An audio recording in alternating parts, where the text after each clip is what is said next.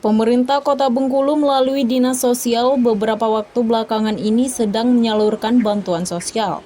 Kegiatan ini merupakan bagian dari program Keluarga Harapan atau PKH. Setiap keluarga penerima manfaat yang mendapatkan bantuan beras sebanyak 15 kg terdata sebanyak 3.650 KPM yang terdata di Dinsos Kota Bengkulu. Selama penyaluran beras ini ternyata ada sedikit protes dari masyarakat yang tidak atau belum terdata sebagai PKH. Terkait ini, pelaksana tugas Kepala Dinsos Kota Bengkulu Alek Periansyah bersama Koordinator SDM PKH Kota dan Supervisor PKH meresponnya. Keterangan pers ini dilakukan di kantor Dinsos Kota Bengkulu, Kamis 22 Oktober 2020. Ya, terima kasih. Ya, kita bersyukur kalau ada keluhan itu katanya ada yang bekerja, kira-kira gitu ya. Nah, tetapi dari keluhan itu yang penting kita bagaimana kita mensikapinya dan ini terjawab. Yang diharapkan oleh masyarakat terjawab. Karena mungkin ada hal-hal yang mungkin ketidaktahuan masyarakat atau ada aturan-aturan yang mungkin sudah menjelaskan hal tersebut, tapi masyarakat belum tahu dan kita juga mungkin belum sempat mensosialisasikan lebih lanjut. Nah, untuk itu seperti mana yang sudah muncul kepada masyarakat itu kita respon bahwa aturan seperti yang lansia itu memang sudah ada surat Dirjen Dinkapsosnya, sehingga kita mengikuti itu dan kawan-kawan yang dari SDM PKH-nya baik dari koordinator tingkat kotanya sampai ke SDM di pendamping KPM PKH-nya langsung itu sudah kita sosialisasikan. Dan apabila terjadi penghilangan atau graduasi atau dari yang dia mendapat sebelumnya ke tidak dapat, itu insya Allah sudah disampaikan oleh SDM-nya, tetapi karena memang masih memerlukan penjelasan lebih lanjut, nah ini bersama saya ada koordinator kota PKH dan juga ada ibu supervisornya yang untuk merespon pengaduan-pengaduan tersebut. Nah, yang penting bagi kita ketidaktahuan atau yang mana yang selama ini kebuntuan komunikasi yang ada, ini yang perlu kita luruskan sehingga nanti masyarakat benar-benar paham, oh begini rupanya. Dan itulah tugas kita. Koordinator SDM PKH Kota Bengkulu Piryadi mengatakan bahwa ada beberapa komponen yang harus terpenuhi ketika dinyatakan sebagai KPM dari program PKH. Ada 3 komponen, kesehatan, pendidikan, dan kesejahteraan. Selain itu juga KPM juga wajib melakukan pertemuan kelompok secara periodik. Jika tidak melakukan pertemuan sebanyak 3 kali berturut-turut, maka statusnya akan terhapus sebagai KPM.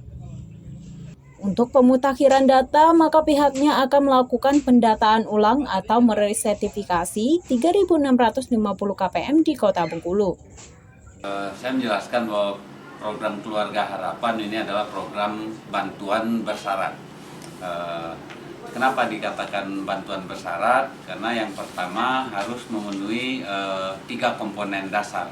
Yang pertama itu komponen kesehatan, kedua komponen pendidikan, yang ketiga adalah komponen kesejahteraan.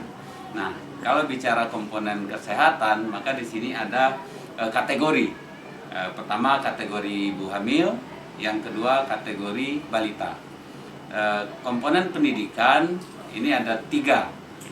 Anak usia sekolah dasar, anak usia SMP dan SMA.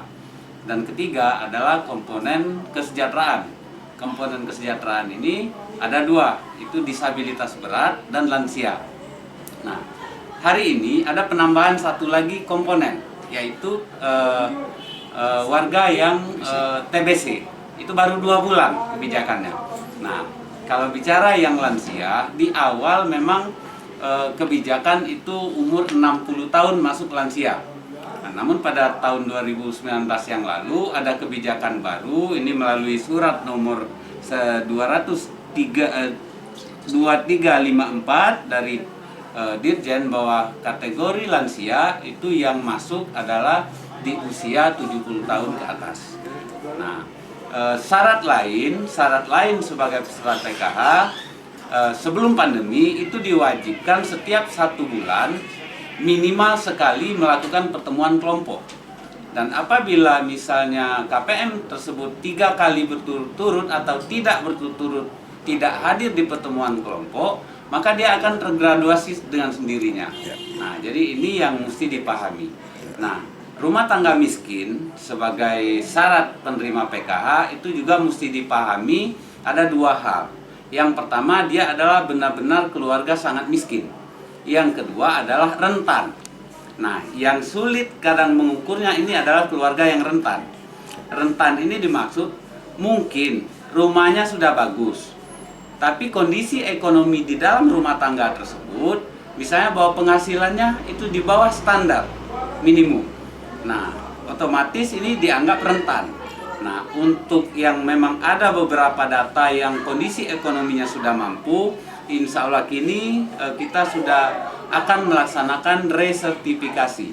Akan ada 3.657 KPM yang akan kita resertifikasi akhir tahun atau awal tahun depan ini. Resertifikasi ini akan dilakukan pengecekan secara keseluruhan. Pendamping PKH akan turun ke rumah-rumah KPM yang 3.657 ini, akan difoto 6 foto, sampai ke kamar mandi itu akan difoto. Dan apabila ini dianggap sudah layak, maka dia akan tergraduasi dengan sendirinya. Nah, ini saya kira demikian. Bagi masyarakat Kota Bengkulu yang akan melakukan konsultasi dan menyampaikan keluhan berkenaan dengan PKH, bisa mendatangi langsung ke Sekretariat PKH Kota, Jalan Nusa Indah, bersebelahan dengan kantor Kecamatan Ratu Agung. Henry Bontal, HDTV, melaporkan.